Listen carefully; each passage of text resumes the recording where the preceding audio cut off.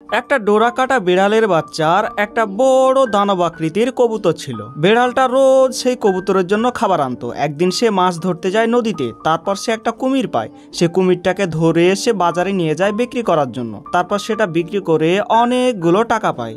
আর এদিকে বিশাল সেই কবুতরটা একটা ডিম পেড়ে দেয়। পরদিন সকালে সেই বিড়ালটা আবার কুমির ধরতে যায়, আর সেই কুমিরগুলো বাজারে বিক্রি করে অনেক টাকা পায়।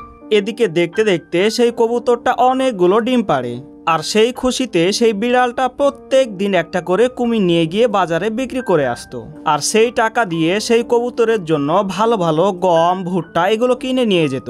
আর সেই কবুতরটাও নিয়মিত তার ডিমে তা দিতে থাকে আর অপেক্ষায় থাকে বাচ্চা ফোটার। আর বিড়ালটা দিন রাত কবুতরের জন্য পরিশ্রম করে। একদিন সেই কবুতরের ডিম ফুটে অনেকগুলো বাচ্চা বের হয়।